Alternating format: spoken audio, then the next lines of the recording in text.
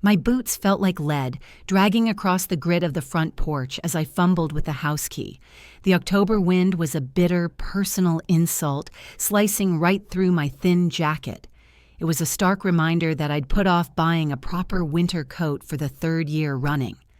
12 hours at Helios Logistics, 12 hours of screaming conveyor belts and scanner beeps had left every muscle in my body pleading for mercy. All I wanted was a hot shower and silence. The lock finally clicked, surrendering with a weary sigh. I pushed the door open. The familiar cloying scent of my mother's rose-scented air freshener wrapped around me. A scent that was supposed to be welcoming but somehow only made the house feel smaller, more suffocating. "Is that you, Fiona?" Catherine called from the living room. Her voice was sharp, cutting easily over the blare of some hospital drama on the television. "Yeah, it's me," I answered, my voice flat with exhaustion. I dropped my purse on the entryway table. A stack of mail sat there, waiting like a trap. My eyes snagged on the one at the top. The bright red, angry stamp punched me right in the gut. Final notice. The mortgage statement. I ran my thumb across the embossed lettering. Well in $150. Due by Friday, 3 days. I closed my eyes and started counting backward from 10, a stupid little trick my father taught me when I was 8 and terrified of thunderstorms. It didn't work anymore. "Did you remember to pick up my prescriptions?" Catherine's voice carried from the living room, laced with expectation, not gratitude. I pressed my forehead against the cool, smooth wood of the front door. Yes, they're in my bag. The television volume lowered, just a fraction. "My back is just killing me today, Fiona. Could you bring them in and maybe make some tea? A nice hot cup." I sighed, the sound lost in the hallway. I reached into my purse, my fingers bypassing the small white paper bag from the pharmacy and closing around the crumpled paycheck I'd cashed during my lunch break. The paper felt impossibly thin, almost fragile, considering how fast the money it represented would vaporize. I walked to the entryway table and placed the $1,150 next to the mortgage statement. I added an extra $50 from my wallet for the late fee I knew would be tacked on, despite my efforts. It was always tacked on. If you're watching this video, tell me where you're from or what time it is for you. The refrigerator beckoned with a false promise of comfort. I swung the door open and stared into the cold, white emptiness. It was exactly what I expected. The shelves were barren except for my 5 neatly labeled meal prep containers. Monday through Friday, chicken and vegetables parceled out in precise, joyless portions. Everything in my life was planned, measured, controlled. The rest of the refrigerator stared back, a blank void. It was a perfect metaphor for my life. "Fiona! The tea!" "Coming," I called out, my voice tight. I shut the refrigerator door, the solid thud echoing the closing of a cell. My gaze drifted to the stack of pharmacy receipts I'd pinned to the corkboard. Hundreds of dollars just this month. I filled the kettle. The rush of water, the only sound besides the muffled voices from the TV. Dad's voice echoed in my memory, as it always did when I was stretched this thin. "Just till she gets back on her feet, Fee," he'd said, his voice raw as we stood under umbrellas in the cemetery rain. He'd always been the optimist, even in death. "She needs you right now. You know how your mother is." Oh, I did know. And 5 years later, I still knew. She hadn't taken a single step toward getting back on her feet. She'd just settled more comfortably onto mine. The kettle's whistle pierced my thoughts, a shrill scream that matched my internal state. I poured the boiling water into her favorite mug, the one with the chipped rim that she refused to let me throw away. I spooned in 2 heaps of sugar, knowing she would still complain. "And bring the remote for the bedroom TV," she yelled. "I want to lie down." I picked up the mug, the remote, and the small paper bag of prescriptions. My steps were robotic as I walked into the living room. Catherine was reclined in Dad's old leather chair, her feet propped up on the ottoman. The television cast flickering blue shadows across her face, making her look older than her 56 years. "You took forever at work today," she said. It wasn't a question, it was an accusation. She accepted the mug without looking up from her show. "They asked me to cover for Stephanie again," I said, setting the pills and remote on the side table. I perched on the edge of the sofa, too tired to sink into its cushions. I knew if I did, I might never get up again. Extra hours means extra money. Catherine sipped her tea and grimaced, just as I knew she would. "Not enough sugar. You never listen." Her eyes drifted to the framed photo on the side table. My sister Tabitha and her husband Donovan on their wedding day, all smiles and sunshine and expensive lace. Her fingers reached out, tracing the silver frame. If only you had Tabitha's sunny disposition. She never gets bogged down by the little things. The little things. The mortgage, the utilities, the groceries, her medications, the car insurance. "Tabitha doesn't have to worry about the little things," I replied, my voice dangerously neutral. The heat was rising in my chest, a familiar burn. "Your father would be so proud of how you take care of me," Catherine said, playing her trump card. The words landed exactly as they always did. Somewhere between my heart and my spine, twisting like a knife, the familiar, sickening wash of guilt. "I'm going to take a shower," I said, standing up abruptly. I couldn't sit there for one more second. In the bathroom, I locked the door and stared at my reflection in the medicine cabinet mirror. The woman looking back was a stranger. Dark circles like bruises under her eyes, hair pulled back in the same practical, severe ponytail. I was 28, but I looked 40. "Just a few more months," I whispered to the reflection, a promise I no longer believed. "Just a few more months, and I'll start over. I'll take the next offer." My gaze drifted through the open bathroom door, down the hall to what should have been my home office. It was just a small spare room, but I'd had plans for it. The Denver promotion paperwork was still in the desk drawer. Long expired regional manager, a $20,000 raise, a chance to build something that was mine, a chance to finally get out. I'd stared at that offer for a week, my heart aching with indecision, until Catherine had developed a mysterious cough that required 3 different specialists. By the time she was cleared, the deadline had passed. The papers had yellowed at the edges, but I kept them. I was never sure if it was as a reminder or as a punishment. "Fiona, are you going to be in there all night?" Catherine's voice, sharp and impatient.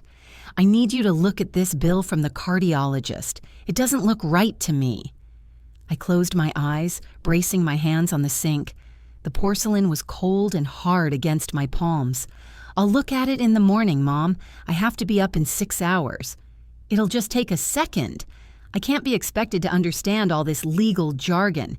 It's stressing me out, and you know what the doctor said about stress." I turned on the shower, letting the rush of water drown her out. It was the only escape I had. As the steam filled the small room, my phone, lying in a heap on my discarded jeans, started to ring. I ignored it. It rang again, persistent. Wiping my hand on a towel, I picked it up, ready to snarl at whoever needed one more piece of me today. Tabitha's name flashed on the screen. For a moment, a long, tempting moment, I considered letting it go to voicemail. But Dad's voice was there again. "Family is family fee." I sighed and pressed the answer button. "Fiona," Tabitha's voice bubbled through the speaker, all bright, manufactured eagerness. "Guess what? We're coming home." My stomach clenched. A cold dread, sharper than the October wind, washed over me. "Home? What do you mean, home?" "Oh, Donovan lost his job. Can you believe it? The magazine is downsizing. After all his hard work, too." Her voice dropped to a conspiratorial whisper, the kind she used when she was about to ask for something big. "It's just temporary, of course. Just until we get back on our feet." There it was, the family motto, the phrase that echoed Dad's words from 5 years ago. Just until Mom gets back on her feet. Just until Tabitha gets back on her feet. Everyone was always just about to get back on their feet while I remained flat on my back, crushed under the weight of their needs. Have you told Mom? I asked, already knowing the answer. Yes, she's absolutely thrilled. She said it'll be just like old times. I heard Catherine's footsteps approaching the bathroom door, faster than she'd moved all day. Fiona, is that Tabitha? Is that my baby? Let me talk to her. I opened the door, and Catherine snatched the phone from my hand. Her entire face transformed, lit up by a smile of pure joy, a smile I hadn't seen directed at me in months. Tabitha, sweetheart, I've already started planning. We'll make your favorite pot roast. Yes, of course. Oh, Felicia's thrilled too. Aren't you, Fiona? She didn't wait for an answer. When Catherine finally handed the phone back, her face still glowing, I retreated to my bedroom, the one space in this entire house that was mine. So when are you coming? I asked Tabitha, sinking onto the edge of my bed. This weekend. Isn't it perfect timing? Donovan's already got some promising leads. He's a finalist for a creative director role. It's very impressive. I swallowed against the tightness in my throat. Okay, well, you can use the guest room. It's small, but the pull-out sofa is... Oh, silly, Tabitha interrupted with a light laugh. Mom already said we could have your room. It just makes more sense, since it's bigger and has the attached bath. You don't mind, right? I mean, you're barely home anyway with all those hours you work. The world went quiet. The sounds of the house, the TV, the traffic outside, all of it just faded away, as if someone had pressed mute on reality. I stared at the walls of my bedroom, the bookshelf I'd built with Dad, the desk where I paid the bills, the quilt my grandmother made. Fiona, you still there? Don't be selfish, Fee. This is a real crisis for us. Don't be selfish. The Thornton family motto, applied exclusively and always to me. I'll clear out my things, I heard myself say. The voice sounded distant, disconnected from my body. After hanging up, I stood motionless in the center of my room for a long time. Through the window, I watched Mrs. Harrington, my next-door neighbor, watering her chrysanthemums. She saw me in the window and waved, her smile kind. I lifted my hand in return, the movement automatic, robotic. For the first time in 5 years, I saw myself clearly. Not as a dutiful daughter fulfilling a dying wish, but as a resource, a well being drained to the last drop. And I knew, with a sudden chilling certainty, that when I finally ran dry, they would just move on to the next one, complaining about the inconvenience. The realization didn't come with the anger or sadness I would have expected.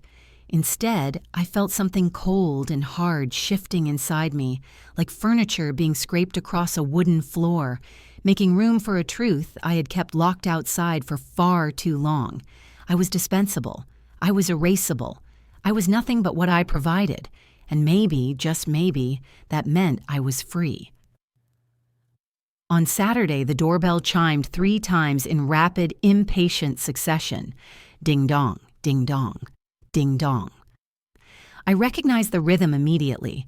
Tabitha never could wait more than 5 seconds for someone to answer. I dragged myself out of the cramped, musty guest room. It was now cluttered with the cardboard boxes that contained the remnants of my life. My bedroom, the room I had slept in for 28 years, had been emptied and transformed in the span of a single afternoon while I was at work. At work, earning the money that paid the mortgage on this house. When I swung open the front door, Tabitha launched herself at me, a blur of expensive perfume and highlighted hair. "Fiona, I've missed you so much," she squealed, wrapping her arms around my neck in a stranglehold. I patted her back awkwardly. "You too, Tabs." Behind her, Donovan, her husband, was struggling with 3 matching oversized leather suitcases. They looked brand new, Louis Vuitton. They probably cost more than my entire wardrobe. "For someone who just lost his job, he certainly isn't traveling light," I muttered. Tabitha pulled back, beaming. "Oh, you know Don, he can't go anywhere without his essentials." "Mom's in the kitchen," I said, stepping back to let them in. "She's making your favorite pot roast." "I told her not to go to any trouble," Tabitha said, gliding past me into the hall, "but you know how she gets when her baby comes home." Her baby, not babies, never plural. I looked at Donovan, who was now maneuvering a fourth, even larger bag through the doorway. "Did you need help with those?" He grunted, his face red. "Got it. Where's our room?" It's upstairs, my old room," I said. "Mom got it ready for you." "Perfect," he said, not meeting my eye, and started hauling the luggage up the stairs. I followed Tabitha toward the kitchen. The smell of the pot roast, a smell that used to mean comfort and family, now just smelled like favoritism served with a side of carrots. "There's my girl!" Catherine appeared in the hallway, wiping her hands on a dish towel. Her face was glowing with an energy I hadn't seen since Dad died. She rushed right past me as if I were invisible and enveloped Tabitha in a fierce hug. "Mommy! Oh, it's so good to be home!" Tabitha cooed. I stood aside, watching the reunion. It felt like I was viewing it through thick glass. 4 suitcases for a temporary stay. Expensive designer luggage for people in the midst of a financial crisis. The math wasn't adding up, but no one seemed concerned with equations except for me. "Donovan, just put your things in Fiona's room," Catherine called up the stairs, still clutching Tabitha. "She's all moved into the guest room already. It's all settled." Donovan's head appeared at the top of the stairs. His eyebrows rose slightly. "You're sure? We don't want to put anyone out." "Mom took care of it yesterday," I said, my voice flat. I couldn't keep the ice out of it. "She was very efficient." Catherine beamed, finally looking at me, pleased with herself. "I wanted everything to be perfect for you two." I retreated to the kitchen to check on the dinner. The roasting pan was heavy. I lifted the lid, inhaling the rich aroma. Dad's favorite. Now it was Tabitha's. Everything that had been Dad's, then mine, was now becoming Tabitha's. "The car keys are on the hook by the door, Donovan," Catherine called out from the living room, where she and Tabitha were already looking through old photo albums. "Fiona won't be needing it on Monday." My hand froze on the lid of the pot. I set it down on the counter with a metallic cling. "What?" Catherine appeared in the kitchen doorway, her smile fading slightly into a look of mild annoyance. "Donovan needs to go job hunting on Monday. He has interviews all over town. You can manage the bus for a few days, can't you?" "A few days" sounded suspiciously indefinite. "I have meetings across town on Monday," I said, keeping my voice low, "at the freight depot. I can't take the bus there. I need my car." Catherine sighed, a long theatrical sound of disappointment. The lines around her mouth tightened. "Fiona, honestly, your sister and her husband are in crisis. They need us right now. Can't you think of someone besides yourself for once?" The familiar guilt rose like acid in my throat. I swallowed it back, my nails digging into my palms, so hard I was surprised I didn't draw blood. "Don't be selfish." "He can't take the bus, Fiona. He needs to look professional," Catherine pressed on. "It's just for a little while." Before I could argue, before I could point out that it was my car, that I paid the insurance and the gas, Catherine added, "Besides, I've already told their landlord you'd cover their remaining lease payments, just to get him off their back." She said it casually, as if discussing the weather, while adjusting a refrigerator magnet. I stared at her. The sound in the kitchen seemed to warp and fade. You told their landlord what?" "Oh, it's just 2 months' rent. They had to break their lease, you know. It's not their fault." 2 months' rent? Mom, that's over $3,000. I just paid the mortgage." "And you'll handle this, too," she said, her voice firm, leaving no room for argument. "We're family. We help each other. Now, are those potatoes ready? Tabitha is starving." She turned and walked away, leaving me standing in the kitchen, shaking. Laughter floated in from the hallway. I turned to see Tabitha and Donovan whispering by the front door, their heads bent close together. "It'll be fine. Tabitha assured him, her voice lowered but still perfectly audible in the quiet house. "Don't worry about the lease. Felicia always handles everything. She's got it." The wooden spoon in my hand, the one I'd been gripping, suddenly snapped. I hadn't even realized how tightly I was holding it. The two halves clattered onto the linoleum floor. I looked at the broken pieces. Then I looked at my hand. A small red crescent mark was welling up in my palm where my nails had broken the skin. I didn't feel the pain. All I felt was a sudden, terrifying calm. Later that night, I lay awake on the lumpy, squeaking fold-out mattress in the guest room, the cramped desk piled high with my boxes pressed against my knees. This room felt more like a storage closet than a bedroom. Through the thin wall, I could hear them in my old room. My room? We should really update this room, Dawn. Tabitha's voice carried, clear as a bell. Sell some of this old dark furniture and get something more our style, lighter, more modern. My furniture.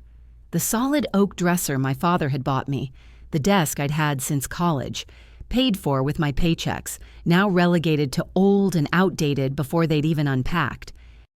I got up, the springs of the sofa bed groaning in protest. I booted up my laptop. The small screen lit up the dark room. An email notification caught my eye, an old message in my trash folder. It was from Tabitha to Catherine, dated 3 weeks ago.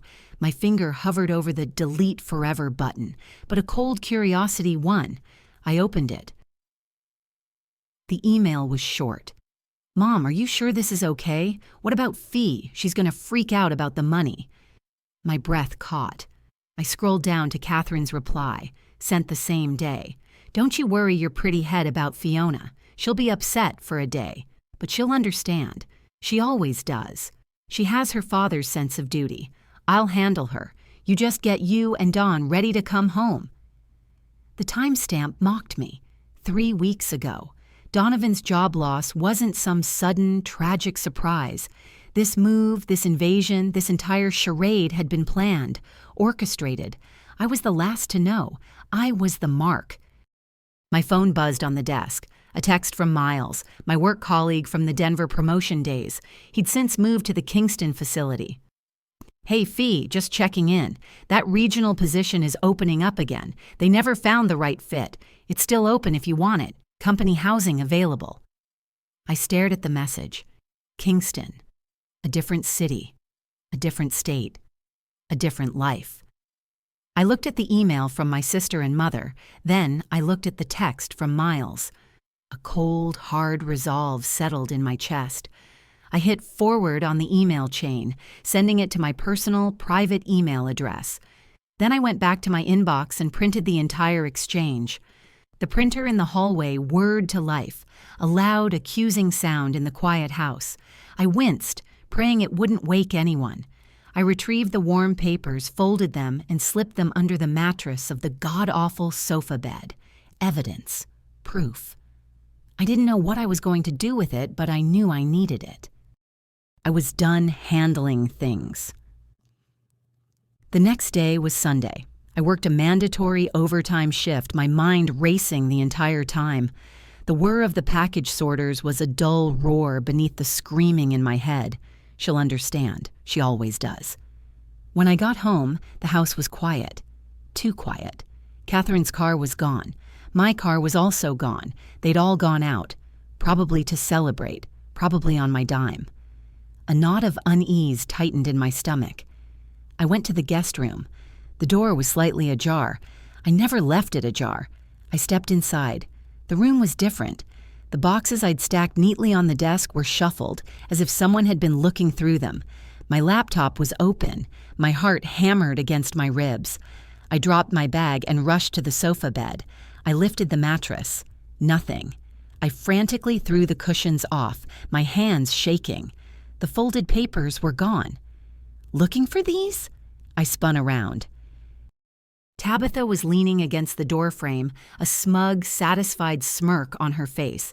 In her hand was a small metal trash can from my old bathroom. She was holding a lighter. She dropped the small, flaming bundle of my printed emails into the can. The papers curled, turning black at the edges. The words, She always does, vanishing in a wisp of gray smoke. You went through my things? I whispered, my voice trembling with rage. Don't be so dramatic, Fiona. I was looking for a blanket, she said, her eyes cold. You really shouldn't leave such sensitive things lying around. Tsk, tisk. I lunged for my laptop. What did you do? Just a little housekeeping, she said, waving her hand. I deleted that nasty email from your trash folder and then emptied the trash. And from your sent items, too. And your private email. Your password is still your old cat's name, by the way. So predictable. She kicked the trash can slightly. The last of the ashes settled. See? All gone. Just a little misunderstanding. No need to upset Mom with it. I stared at her. The proof, my one piece of leverage, gone, destroyed. She'd been one step ahead of me. She'd anticipated my move. She smiled, a wide, bright, vicious smile. Now be a doll and figure out what we're doing for dinner. Mom wants Italian, but Dawn and I are feeling more like sushi. Maybe you can just pick up both. She turned and sauntered down the hall, humming. I stood there, my hands clenched into fists, the smell of smoke stinging my nostrils. The last thread of my restraint didn't just snap, it disintegrated. I sat on the lumpy mattress, my entire body shaking. The rage was so potent, so absolute, it left me cold. She hadn't just invaded my space. She hadn't just taken my room and my money. She had actively, maliciously destroyed my proof. She had played me for a fool. I picked up my phone, my fingers moving with a new, sharp precision. I pulled up the text from Miles. Kingston, regional position, company housing. It wasn't just an offer anymore. It was a lifeline. It was an escape hatch. I typed out a reply. Miles, it's Fiona. Is that offer for Kingston still serious? My phone buzzed almost immediately. For you, absolutely. The regional VP, Reynolds, still talks about your Denver proposal. When can you talk? Now, I typed. Call me now. My phone rang. I stepped out of the house onto the back porch, pacing in the cold. Miles, I said, keeping my voice low. Fee, good to hear your voice. What's going on? You sound different. I need out, Miles. I need that job. It's yours if you want it, he said, his voice serious. But it's a big move. The logistics are crazy. I can handle logistics, I said. When can I start? There was a pause. Are you serious? I mean, I can have the offer letter to you by morning, but they'd want you here fast. Like within the week. Next Wednesday, I said, the date popping into my head, arbitrary and perfect. I can start next Wednesday. Done, Miles said, the surprise evident in his voice. I'll call Reynolds right now. Welcome to Kingston, Fiona. I hung up, a wild, terrifying energy thrumming through me. I walked back inside, my mind a steel trap of calculations. The front door opened. Catherine, Tabitha, and Donovan filed in, laughing, carrying shopping bags. My car keys dangled from Donovan's hand. Oh, good, you're home, Catherine said, dropping 3 bags from an expensive department store on the sofa. We're starving. Did you decide on dinner?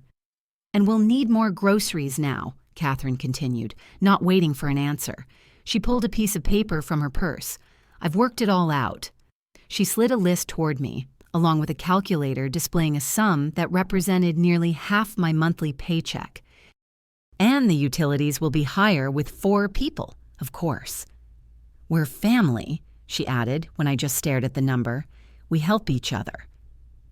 Through the window, I spotted Mrs. Harrington next door. She was watching as Tabitha tossed my carefully potted herb garden into the trash bin by the side of the house. The plants I'd nurtured for 3 years, gone without a second thought to make room for her patio lounge chairs. Mrs. Harrington caught my eye. She looked worried. She shook her head slightly, a look of pure pity on her face. I turned back to my mother's list. I took it, folded it, and put it in my pocket. I'll take care of it, I said. Catherine smiled, satisfied. I knew you would. On Monday, I took my lunch break, But I didn't go to the sad little break room.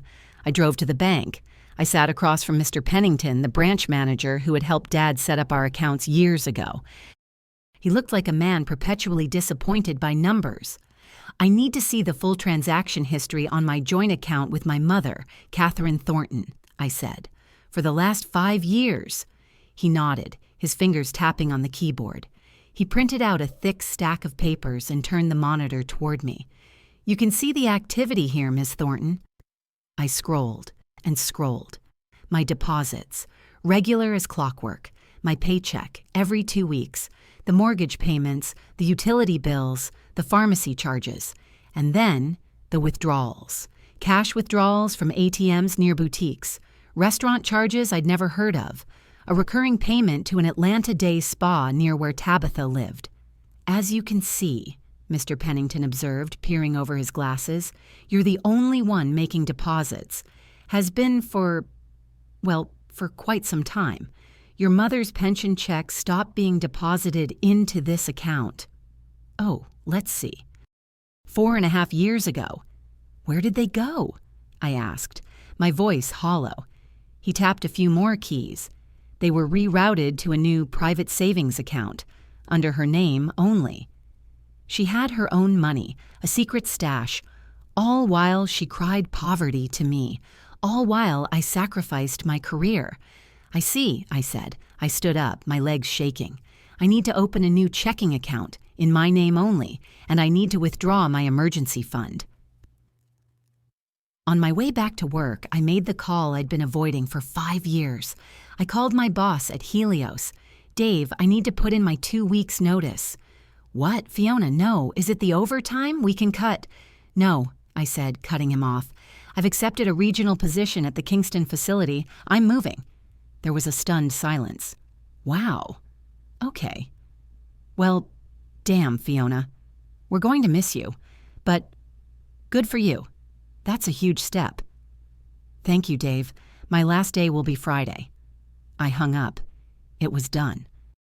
The first domino had fallen.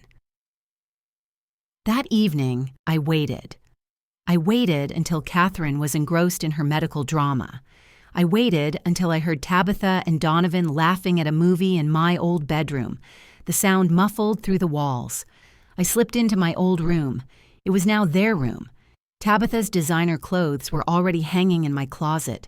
My desk had been pushed into a corner, its drawers emptied, my papers stacked haphazardly on the floor. I knelt, my heart pounding. I pulled back the area rug. I used my pocket knife to pry up the loose floorboard Dad and I had fixed years ago, the one that always creaked. Beneath it, nestled in the dark, dusty space, was a small metal box. Inside lay my emergency fund, $5,000 in cash, money I'd skimmed, $20 here, $50 there for years. The world changes quick, Fee, Dad had warned me, pressing a $100 bill into my hand on my 18th birthday. Keep something back. Just for you. Just in case. How right he was. I slipped the cash into my waistband, replaced the box, and fixed the floorboard. They'd never even know it was there. The rest of the night was a blur of quiet, frantic activity. I sat at the kitchen table, the house dark around me, my laptop the only light. I booked a moving company, the smallest one I could find. I just have boxes and a few pieces of furniture from one room, I told the dispatcher. We can come Monday, he confirmed, 9 a.m. sharp. Perfect, I said. I'd already booked the day off, the first personal day I'd taken in over a year. Next, I went online. I accepted the formal Kingston job offer. Start date, next Wednesday. I signed the lease for the company-sponsored apartment. I arranged for mail forwarding. I transferred every utility bill, power, water, gas, internet, solely into Catherine Thornton's name. The transition would be effective Monday morning. I logged into the joint bank account. I transferred every penny except for exactly $1,250. Enough for one last mortgage payment, the one that was due Friday. I left it there, like a final, parting gift or a curse. From the guest room window, I watched Tabitha and Donovan sitting on the porch swing that Dad built, their faces illuminated by the blue-white glow of their expensive phones. Catherine brought them drinks, hovering over them, laughing at something Donovan said. None of them had asked where I'd been all evening. None of them had noticed my absence. And for the first time, I didn't volunteer the information. I just watched, and I planned. Wednesday, my first morning in Kingston. I woke to unfamiliar silence. No television blaring a medical drama from the next room. No passive-aggressive sighs. No one calling my name with that particular demanding tone that meant another task awaited. Just sunlight. It was streaming through the blinds, painting bright stripes on the clean beige carpet of my new apartment. It was small, but it was bright, and it was mine. I stretched, my limbs reaching out across the brand-new mattress, reaching for all four corners without encountering another person's space or needs. 5 years of compressed sleep, of curling into a tight ball on one side of my own bed, listening, always listening. Listening for movement in the night, for someone needing medication or water or just reassurance. Last night I had slept 8 uninterrupted hours. It was the first time since Dad died. My phone pinged from the nightstand.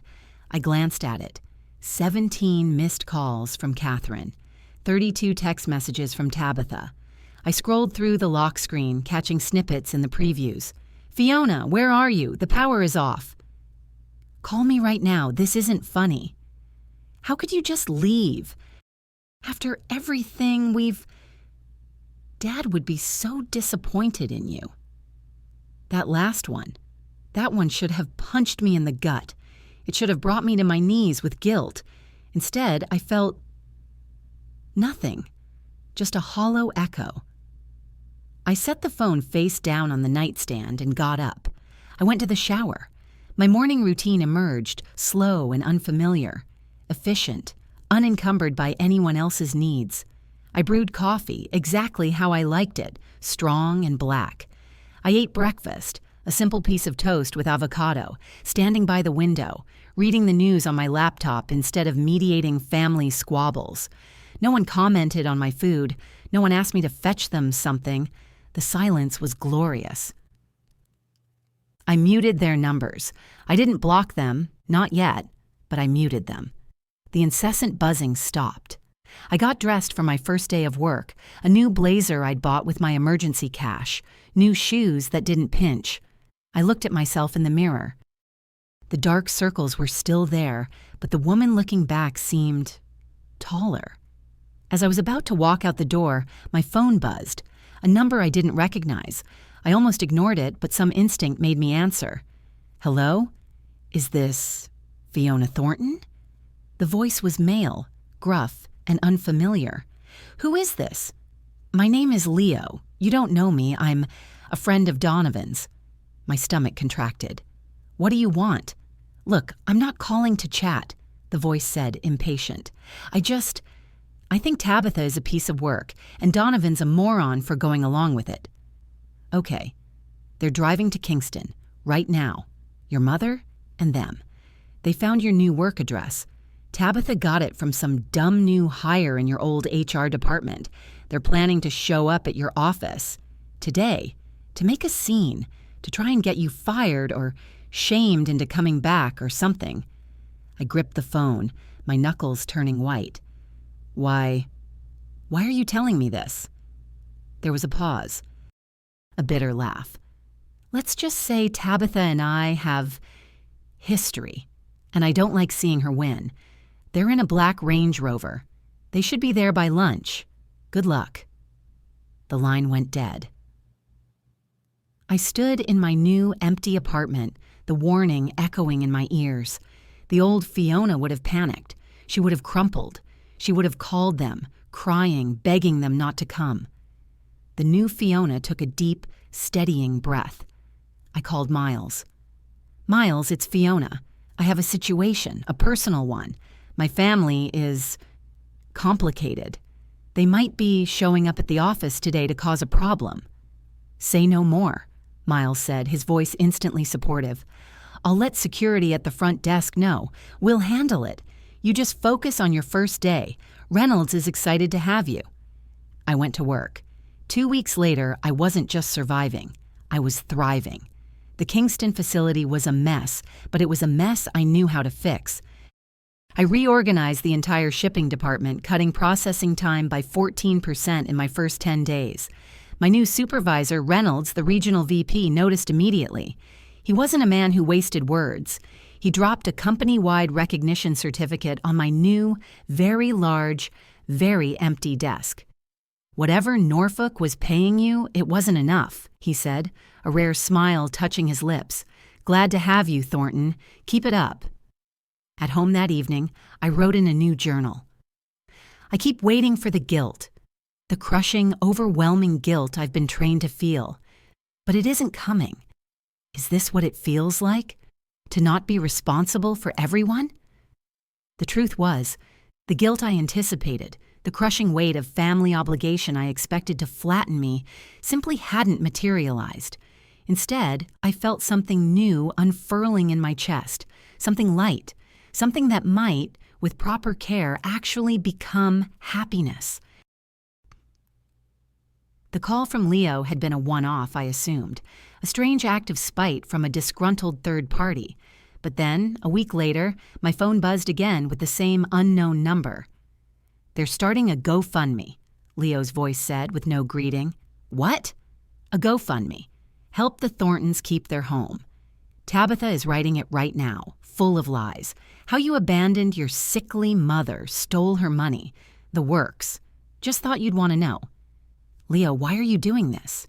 "I told you. I don't like her, and I really don't like Donovan. He owes me money. This is just my way of balancing the scales." Click. He was gone. He was my unexpected ally. His motives were murky, driven by his own grudges, but his information was gold. It let me stay one step ahead. It let me prepare instead of just react. The call I'd been dreading finally came, not from Leo, but from my apartment lobby intercom. I was pulling on my jacket, preparing to head to work. Bzzzt. "Miss Thornton, there's Catherine and Tabitha Thornton here." The security guard's voice crackled. "They're insisting they need to see you. They say they're family." My stomach contracted. My shoulders automatically hunched forward. Old habits, bracing for impact. "I'll be right down," I said, my voice calm. The elevator ride down felt like a descent into my former life. Each floor ticking by was another layer of my hard-won peace being stripped away. Deep breaths. 10, 9, 8. The doors slid open, and there they were, standing in the middle of the bright modern lobby, looking simultaneously out of place and utterly entitled to be there. Catherine's cardigan was buttoned wrong. Her hair was uncombed. It was a calculated dishevelment designed to communicate distress rather than actual neglect. Tabitha, by contrast, was flawless. Her makeup was perfect, her eyes carefully reddened at the rims, her expensive coat draped over her arm. "There she is," Tabitha announced loudly, her voice echoing in the quiet space, causing several people to glance up from their phones. The daughter who abandoned her family without a word. The security guard shifted uncomfortably. I stopped a few feet away from them, keeping the guard in my line of sight. "Good morning," I said, my voice level and cool.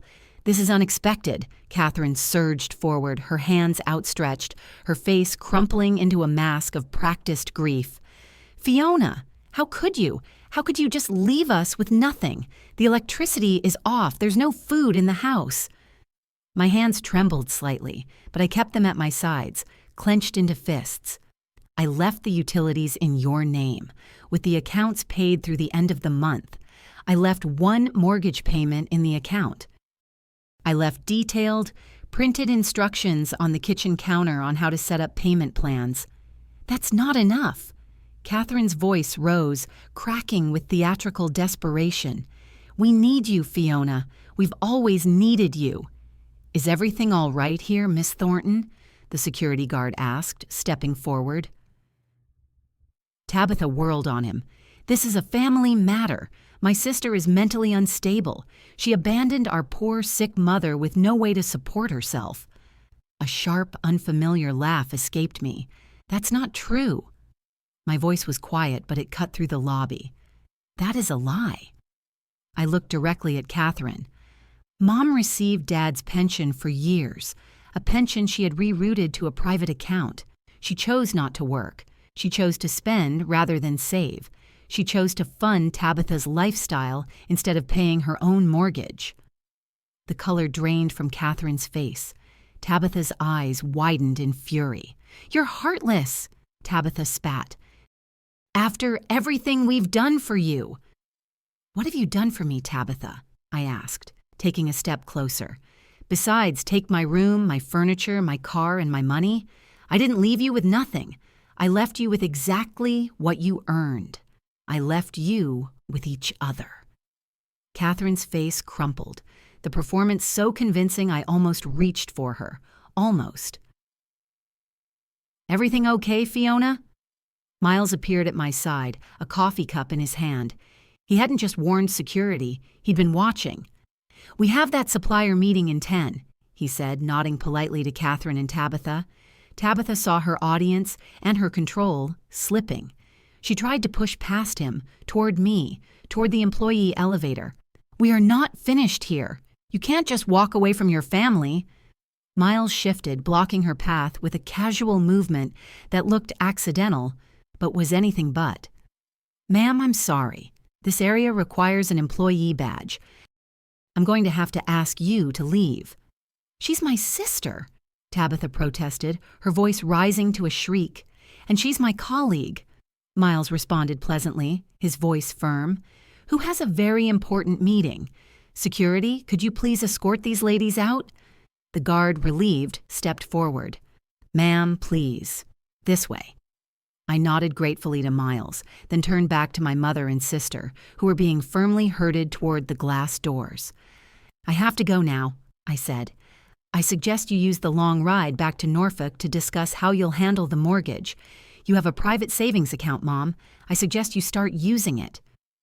The look of pure, unadulterated shock on both their faces was the last thing I saw as the elevator doors slid shut.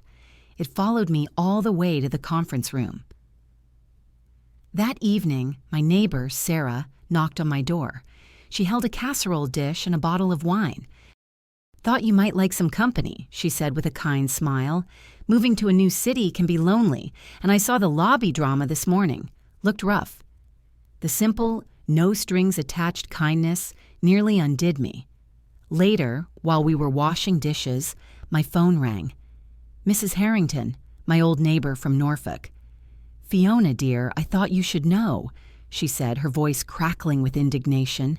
"They're telling everyone you abandoned them. Clara's got the whole neighborhood thinking you had some kind of breakdown and just disappeared. Tabitha is telling people you stole from your mother." I sighed, wiping a plate dry. "Are you surprised, Mrs. H?" "Not a bit. That's why I'm calling, because I'm setting the record straight. I've already told the prayer circle what I saw. I told them how I watched you carry that family for 5 years, how I saw Tabitha throw out your beautiful garden, how I saw you leave for work in the dark and come home in the dark. Nobody who actually watched you is buying their story, dear. Not for a second." A warmth spread through my chest, a fierce gratitude that tightened my throat. "Thank you, Mrs. Harrington. That means more than you know. You just take care of yourself, child. You've earned it." 3 days later, my supervisor, Reynolds, appeared at my desk. "Fiona, I heard about the disturbance, in the lobby." I tensed. "Sir, I am so sorry. It won't happen again." He held up a hand. "Family situations can be complicated. I've had HR block their numbers from the company directory. Take tomorrow off if you need it. A mental health day." "I'm fine, sir, really." He smiled, a rare, kind expression. "Take it anyway. You've earned some time for yourself." The next morning, I did something I thought I'd never do. I drove back to Norfolk, my heart hammered against my ribs as I approached my old neighborhood. I told myself I just needed to confirm my mail forwarding at the post office, but I knew it was a lie. Something was pulling me back to the house. One last time. I parked across the street, staring at the place that had held me captive for 5 years. It was already falling apart. The front yard, which I had meticulously weeded and mowed, was overgrown. Dad's rose bushes, his pride and joy, were drooping, unwatered, their petals browning on the stems. A fast food bag was blowing across the lawn. The front door opened suddenly. Donovan emerged carrying a box. My box. I recognized the label from my college textbooks. He was carrying it to his car. Before I could reconsider, before I could drive away, I was out of my car and crossing the street. "Hello, Donovan." He froze, his hand on his car door, nearly dropping the box. "Fiona, Jesus, you scared me." "That's my box," I said, my voice flat. He glanced nervously back at the house, then at me. "Oh, yeah. We were just clearing out some of your old stuff from the guest room, making space." "By putting it in your car?" "We were going to take it to storage for you," he blustered. "I'm here to pick up a few things," I said, pushing past him. "Don't let me stop you."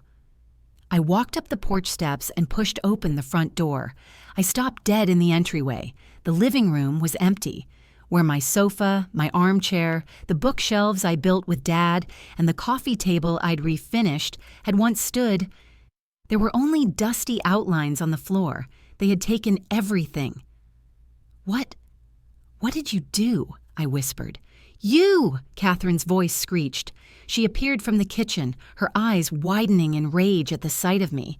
"You took everything." I took everything?" I looked at the bare walls, the empty spaces. "I took my clothes and my laptop. You sold my furniture."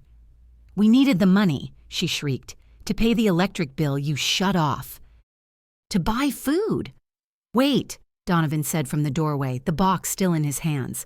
He was looking between us, his face a mask of genuine confusion. "What do you mean, her furniture? I thought Tabitha said this was all just old stuff you wanted to get rid of." "Was she paying for everything?" he asked, looking at Catherine. The confusion on his face would have been comical if it weren't so pathetic.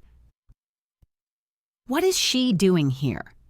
Tabitha stormed in from the hallway, her phone pressed to her ear. She clicked it off, her face a mask of fury. "I came for the rest of my things," I said, gesturing to the empty room, "but it appears you've already handled them for me." "We had to sell it," Tabitha screamed.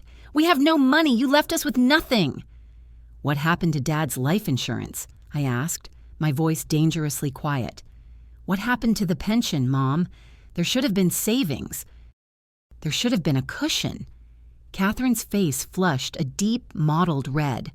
"Well, the kitchen needed updating. And your car, Tabitha?" "My car?" Tabitha's voice rose to a shriek. She whirled on Catherine. "You told me that was from your savings. You said we were fine. You said you had plenty." $36,000, I said quietly. Both of them stopped and stared at me. "That's what the policy paid out," I continued, my voice gaining strength. $36,000. I saw the bank statement before you closed the account, Mom. It was gone in 8 months. 8 months. On a kitchen renovation we didn't need, and a down payment for Tabitha's new car. Tabitha turned to me, her perfect makeup now streaked with angry tears. "Did you know about this? Did you know she was lying to me?"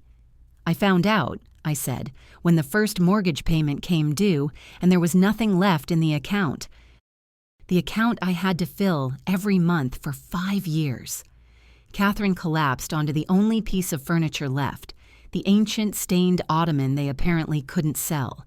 She began to sob, real, gulping, desperate sobs. "Please, Fiona," she cried, reaching a hand out to me. "Please, just help us figure this out. You always know what to do. You're the smart one. You can fix this." The statement hit me like a physical blow. I wasn't the daughter. I was the solution. I was the fixer, the safety net. the walking, breathing bank account. Tabitha was pacing, her furious energy radiating from her. "You're really going to just stand there?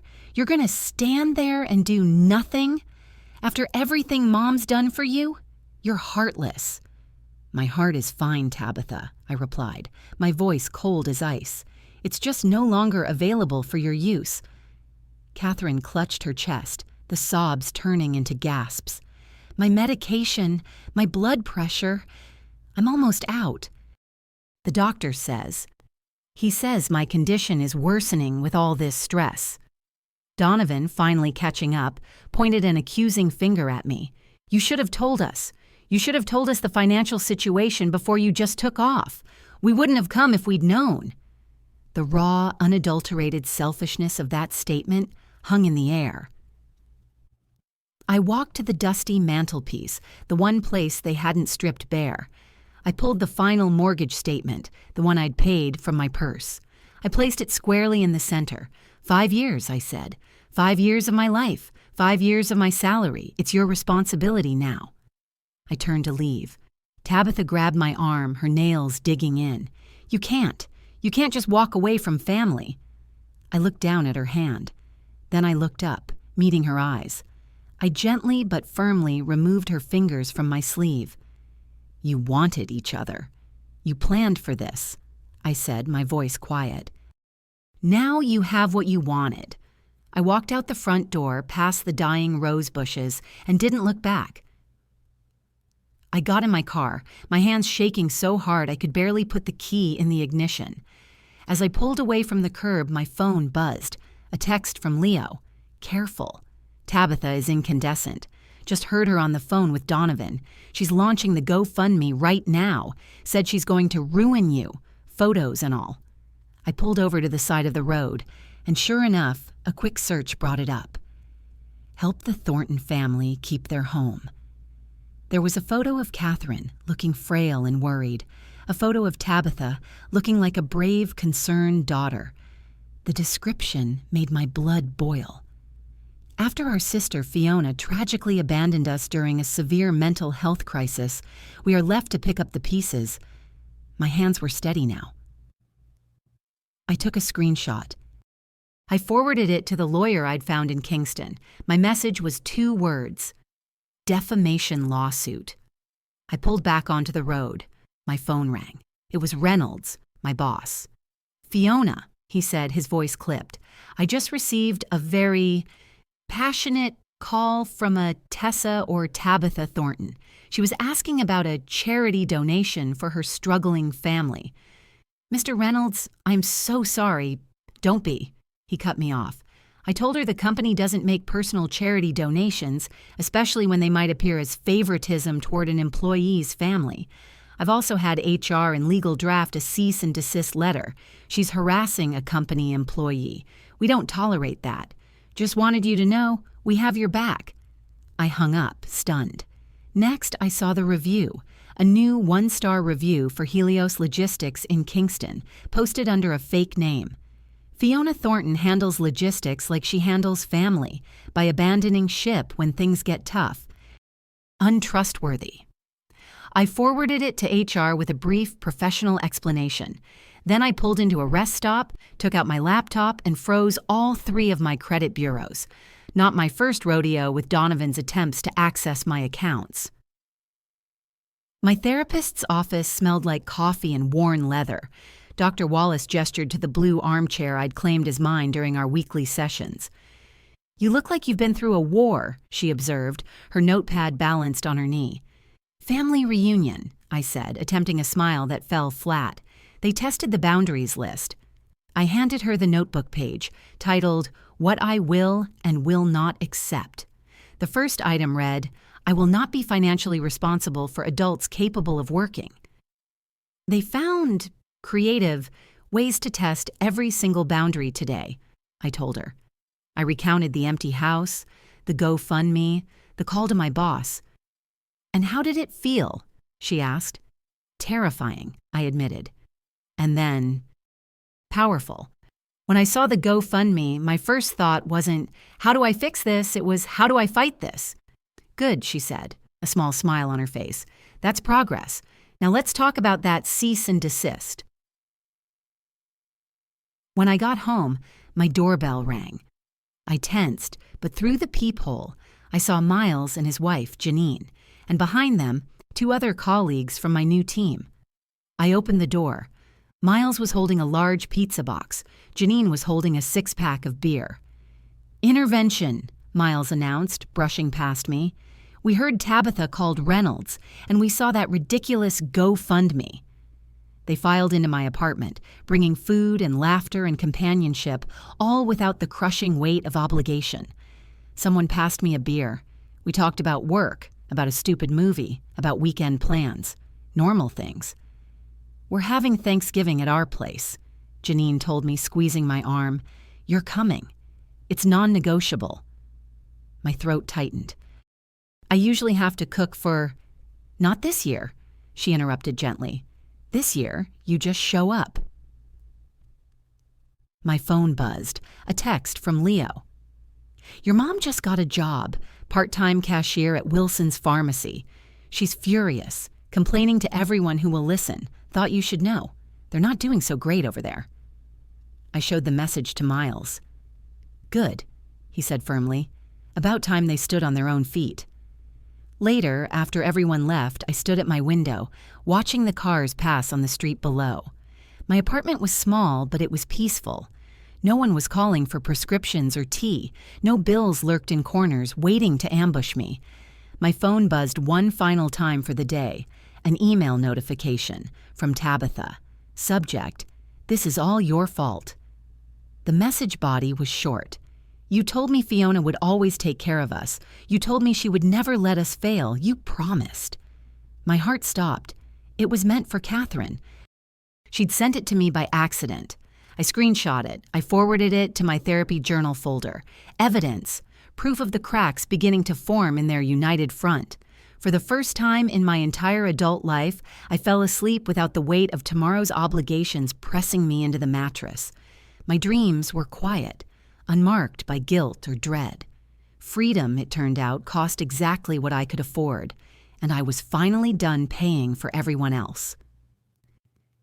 10 days later, the antiseptic smell hit me before I even stepped fully into the hospital room. It mingled with the faint, cloying scent of Catherine's perfume, the same brand she'd worn since I was 10. She was lying against the crisp white sheets, looking smaller than I remembered.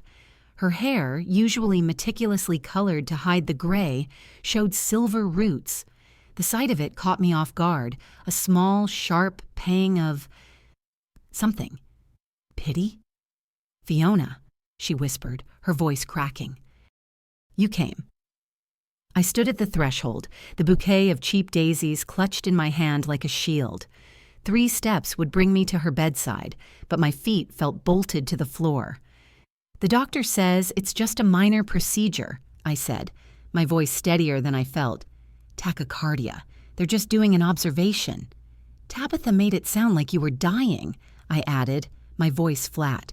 Catherine's hand fluttered to her chest. "My heart, honey. The palpitations. They started right after you left us. Dr. Simmons says it's stress-induced. All this worry." I placed the daisies on the windowsill, careful not to disturb the array of get-well cards already there. Most bore the logo of our family church, their gold crosses glinting in the afternoon light. "Pastor Williams called me yesterday," I said, turning to face her. "He mentioned something about a family healing intervention, said he was very concerned." "We're all worried about you," Catherine said, her eyes welling with tears that didn't fall. It was a masterful performance. Running away, cutting off your family. It isn't like you, Fee. The childhood nickname slammed into me with unexpected force. My stomach twisted, the familiar ache of guilt spreading up into my chest. For one wavering, terrifying moment, I saw myself reaching for my checkbook. I heard myself saying, "Just until you get back on your feet." The old programming ran deep. "I didn't run away, Mom," I said instead, my voice hard. "I moved on." The bathroom door swung open and Tabitha emerged, her phone in hand. She stopped, her face a mask of practiced surprise that didn't quite reach her eyes. "Oh, Fiona, you're here, good." She tucked her phone away and stepped toward me, her arms outstretched for a hug I didn't return. "Did you get my messages about the family meeting?" she asked, her voice bright and brittle. "Everyone's coming. Uncle Robert, Aunt Sarah, Pastor Williams. We're all going to talk this out, for Mom's sake." "I'm not staying for any meeting," I said. Tabitha's smile faltered. "Fiona, don't be difficult. This is about healing." She reached into a large tote bag by the bed and pulled out a thick, cracked leather photo album, Dad's old album. "I brought some things," she said, her voice dropping to a sympathetic whisper. "I thought they might help you remember. Remember who you are, who we are." The album fell open to a faded Polaroid. Dad teaching me to fish at the lake, his arm around my shoulders. A 5-year-old Tabitha was watching from the shore, pouting. My throat tightened. "Family comes first, Fiona," Tabitha whispered, pressing her advantage. "That's what Dad always said." A muscle twitched in my jaw. "Is that why you told people I had a mental breakdown? To help me remember?" Tabitha blanched, her gaze darting to Mom. I was worried about you. Worried enough to spread rumors to my former neighbors? Worried enough to try and get me fired? Worried enough to commit defamation on a public website?" The monitor beside Catherine's bed beeped a little faster. "Fiona, please," she whispered. "Not now, my pressure." "All we want," Tabitha said, sidling closer, "is a fresh start, just a little help, just until we get on our feet." Those words, the family mantra, the endless parasitic refrain. I stared at my sister, really looked at her, her designer watch, her freshly highlighted hair, her manicured nails, nails that had never scrubbed a toilet or patched drywall or changed a car tire. "I brought you something too," I said quietly. I unzipped my bag. I didn't pull out a photo album. I pulled out a thick, 2-inch binder. "What's this?" Tabitha asked, her tone wary. "Evidence," I said. I set the binder on Catherine's rolling tray table with a heavy thud and flipped it open. 5 years, I said, my voice clear and cold. 5 years of mortgage statements, utility bills, grocery receipts, itemized, insurance payments, pharmacy copays, car repairs, all with my name on the paid line, all tallying to $78,400. Catherine turned her face away, staring at the wall. That's cruel, Fiona." "I was grieving," she whispered. "So was I snapped, my voice finally wavering. "So was I. But I still went to work every single day. I still kept this roof over our heads. I still paid for your prescriptions and your spa days." I pulled out the last page. My expired Denver job offer, regional manager. $20,000 more per year than I was making in Norfolk. I said no to this. For you. I placed it on top of the stack. I said no to my life for 5 years. Tabitha's phone chimed. She glanced at it, then back at me, her eyes narrowed. "Uncle Robert and Aunt Sarah just arrived. The pastor's with them. They're at the nurse's station." "Good," I said, zipping the binder closed. "They should be here for this." The door opened. Uncle Robert, my dad's brother, entered first. His face was a careful mask of concern. Aunt Sarah followed, her expression pinched. And then Pastor Williams, whose kindly face faltered when he saw me, and the thick binder on the tray table. "Fiona," the pastor began, stepping forward, his hands clasped. "We're here to help this family heal. Your mother is ill and—" "Perfect timing, Pastor," I said, cutting him off. I gestured to the binder. "Let's start with some honesty. Why don't you ask my mother what happened to Dad's $36,000 life insurance policy?" Uncle Robert stepped closer, his bushy eyebrows rising. "Clara, what is this? What's she talking about?" Catherine just stared at the ceiling. Tabitha jumped in. "Fiona's been under a lot of stress. She's not thinking clearly. I've been under stress," I interrupted, my voice ringing through the small, silent room. Because I have been supporting 3 able-bodied adults on 1 income. While Mom told everyone I abandoned her, Tabitha was busy spreading rumors about my mental health to my boss and my neighbors.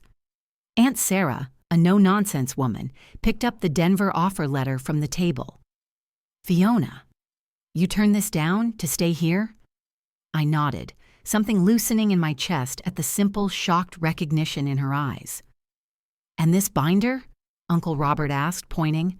"That," I said, "is $78,400.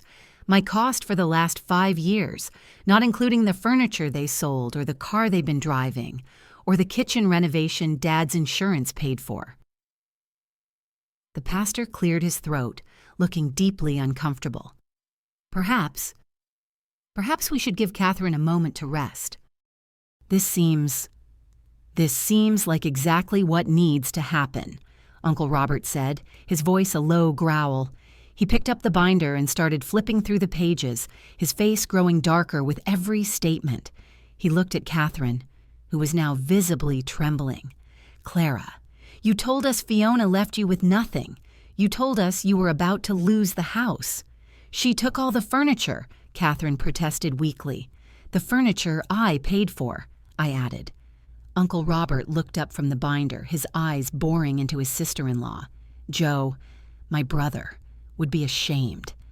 Catherine gasped as if slapped, but Uncle Robert wasn't looking at me. "He'd be ashamed of you, Clara, and you, Tabitha, ashamed of how you've treated the one daughter who actually honored his memory, the one who sacrificed everything. Joe Thornton raised you better than this." The room fell silent. The only sound was the steady, rhythmic beep of the heart monitor. Tabitha stared at her expensive shoes. Aunt Sarah was shaking her head, looking at Catherine with pure disgust. I didn't realize," Catherine whispered finally, the tears now real. "I didn't know how much. I didn't know what I was taking from you." Her words should have felt like a victory, but they didn't. They were just empty. An acknowledgement, far too late, with no power to change the past. "I don't need apologies," I said, zipping my bag. I left the binder on the table. "I need respect. I need boundaries. This," I gestured to the room, "is not my responsibility anymore." "But we're family," Tabitha insisted, though her voice lacked its usual conviction. "Yes," I said, "and family means no one gets left behind. But it doesn't mean one person has to carry everyone else. Not anymore." I walked to the door. I stood there for a moment, then turned back. "I hope you feel better soon, Mom." As I reached the door, Tabitha hurried after me, grabbing my sleeve. "Wait, Fiona. Can we at least talk about the mortgage payment? It's due next week," she whispered, her eyes desperate. I turned to face my sister one last time. I looked at her, at the mother in the bed who had used me, at the extended family who had finally seen the truth. No. The single word echoed in the corridor as I walked away. My steps, which had been so heavy on the way in, grew lighter with every foot of distance I put between us. I didn't run. I walked, all the way to my car, all the way back to Kingston, all the way back to my life. 1 year later, morning sunlight streamed through the gauzy curtains I'd picked out myself. It cast gentle, dancing patterns across the hardwood floor of my living room. The promotion to Regional Logistics Director had come through 6 months ago. The salary that came with it made this small, charming Knoxville bungalow possible. It wasn't grand, but it was undeniably, unequivocally mine. I curled my toes into the soft braided rug, sipping coffee from my reading nook on the window seat. Outside, the garden I'd planted was thriving. Dahlias and black-eyed Susans bobbed in the October breeze. Plants that survived with minimal fuss but maximum beauty. Like me these days. The doorbell chimed. Roman stood on my porch, his English teacher satchel slung across his chest. The gray at his temples caught the light. "Brought fresh scones," he said, holding up a paper bag. "Thought we could have breakfast before your shift." His smile reached his eyes, and it didn't demand anything in return. 6 months we'd been dating. 6 months of quiet affection, mutual respect, and zero emotional scorekeeping. It was as new and refreshing as the Kingston air. My phone buzzed on the kitchen counter as we spread jam on the still warm scones. "Cousin Veronica." I sighed. "I need to take this," I told Roman. He nodded, understanding, and wandered off to inspect my newest bookshelf installation. "Fiona, thank God you answered." Veronica's voice trembled with a manufactured panic I now recognized instantly. "Derrick left. He left. The kids are a mess. I can't make rent this month. I just need a little help, Fee, just until I get on my feet." The familiar refrain, the same desperate notes Catherine and Tabitha had played for years. The old me would have already been opening her banking app. "V, I'm so sorry that's happening to you," I responded, surprised by my own steady, calm voice. "That sounds incredibly difficult." "It is. I don't know what to do." "The Community Resource Center on Willow Street has an emergency rental assistance program," I said, "and a great food pantry. I can text you the number for their director." Silence. A long, cold silence stretched between us. I waited. I no longer felt the need to rush in, to fill the void with promises and solutions. "That's it?" Her voice sharpened, the victim act vanishing, replaced by cold indignation. "A phone number? After everything our family has done for you?" "Yes," I said simply. "That's what I can offer right now. I have to go, V. I hope things get better." I hung up. Roman returned to the table. "Everything okay?" I smiled, a real smile. "Actually, yes, it is." That evening, I hosted a small gathering, a housewarming delayed for months. Miles and Janine arrived with a set of wind chimes for the back porch. "From all of us at the office," Miles said, giving me a hug. "You inspired half the team to set better boundaries with their own families, you know." Mrs. Harrington, who had sold her house in Norfolk and moved into a condo nearby, appeared with cuttings from her garden, descendants of the very plants Tabitha had thrown in the trash. "These belong with you," she said, pressing the pots into my hands. They always did. Later, Jennifer, the new logistics coordinator I'd hired, pulled me aside. She looked nervous. "Fiona, can I ask you something personal?" "Of course." My brother is moving in temporarily. He's already talking about staying through next year, and I'm afraid to say no. I don't know how." I recognized the tightness around her eyes, the slight hunch of her shoulders, the physical language of someone bracing for impact. "Your worth isn't measured by your sacrifice, Jen," I told her, offering her a small business card. "Dr. Wallace, my therapist. She has a sliding scale, and she's incredible, and I'm happy to grab coffee anytime you need to talk or vent." The gratitude in her eyes was a mirror, reflecting my own face from a year ago. "Thank you," she whispered. I never knew I could choose differently." After everyone left, I settled on my new porch swing, a glass of wine in my hand. The October evening wrapped around me like a familiar, comfortable cardigan. It had been 3 months since I'd last seen Catherine and Tabitha. I'd gone to the family's 4th of July picnic, a visit I'd kept to a firm 2 hours, a visit I ended early, the moment the guilt-tripping started.